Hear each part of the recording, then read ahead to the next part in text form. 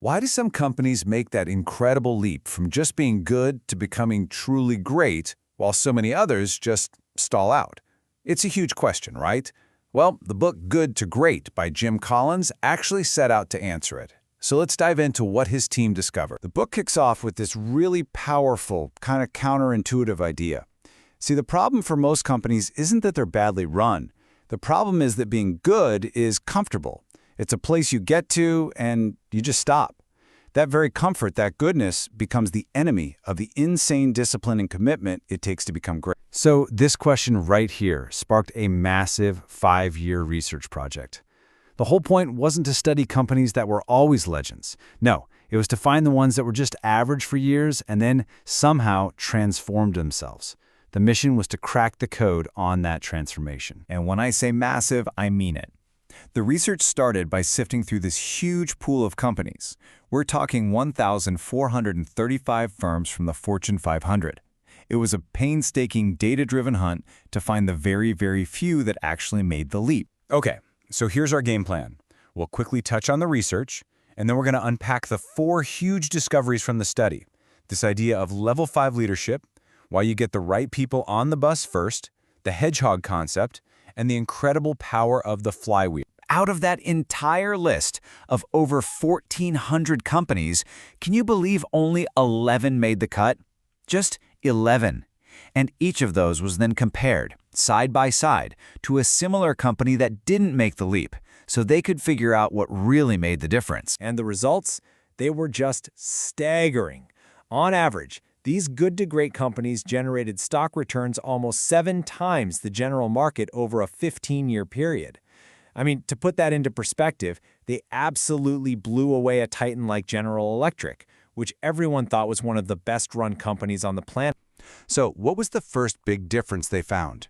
It all came down to the type of person at the helm. And let me tell you, it was not what anyone expected. Every single one of the good to great companies had what the team called a level 5 leader during those crucial years. Darwin Smith is the perfect poster child for this. He was a quiet, unassuming in-house lawyer who somehow became the CEO of Kimberly-Clark. And then he makes this absolutely gut-wrenching decision: sell off the company's paper mills, the core business, to go head-to-head with giants like Procter & Gamble. Wall Street thought he was crazy, but it worked.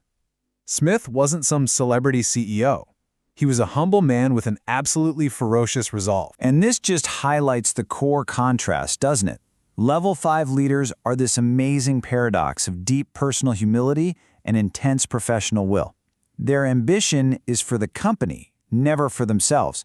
When things go great, they look out the window and give credit to others. When things go wrong, they look in the mirror and take all the blame.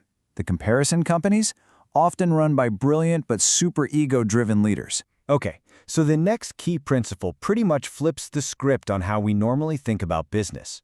For these good to great leaders, the most important decisions aren't about strategy, they're about people. The book uses this amazing metaphor. Just think of your company as a bus. Now, before you even think about where you're going to drive it, your first job, your biggest priority is to get the right people on the bus and, just as important, get the wrong people off the bus. Only then do you all figure out the destination together. This way of thinking is a total game changer. It's not about some lone genius at the top dictating a vision from on high. It's about building a superior team. The core belief is that if you have the right people, they'll have the discipline to figure it out and find the best path, no matter what challenges pop up. The who always comes before the what. So once you have the right people on the bus, the next step is about disciplined thought. And the ultimate expression of this is what Collins calls the hedgehog concept. The whole idea comes from this ancient parable. You've got the fox, who's cunning and knows a little about a lot of things, and then you have the hedgehog, who really only knows one big thing. And while the fox tries all these complicated strategies to attack, the hedgehog just does its one thing perfectly. It rolls into a spiky ball and it wins every single time. Good to great companies act like hedgehogs. They find their one simple, powerful idea and ignore all the other no's. So finding your hedgehog concept is all about discovering the intersection of 3 circles. First, what are you deeply and truly passionate about? Second, what can you be the absolute best in the world at? And this is critical. It's not what you want to be best at, but what you can be best at. And third, what single metric best drives your economic engine? The answer isn't a goal.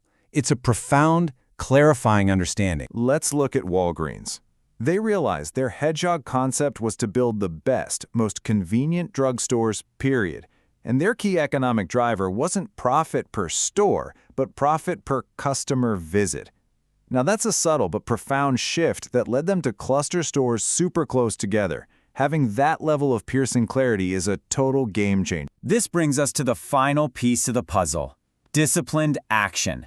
And it's right here that the whole myth of the overnight, revolutionary transformation gets completely busted. So, the process of going from good to great is like pushing a giant, heavy flywheel.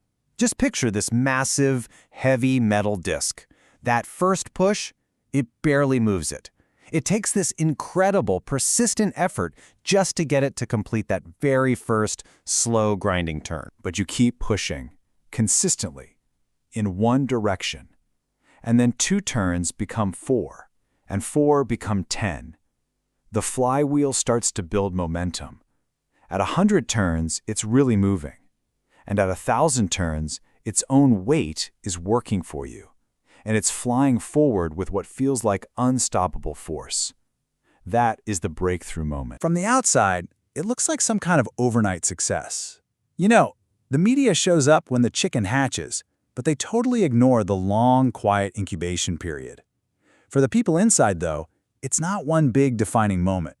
It just feels like an organic, cumulative process, the totally logical result of all that pushing. And this is the polar opposite of what they called the doom loop, which they found in all the comparison companies.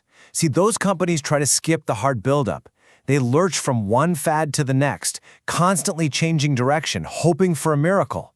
They never build any momentum, they just spin in place. So when you put it all together, you really see the path to greatness. It's a perfectly logical progression. You start with disciplined people, which lays the foundation for disciplined thought, which in turn makes disciplined action, turning that flywheel even possible. Each step builds right on top of the last. And that really leaves the final question for any of us, in any organization or even in our own lives. Are your efforts compounding? Are you pushing a flywheel in one consistent direction, building momentum with every single turn? Or are you just lurching from one thing to the next, spinning around in a doom loop?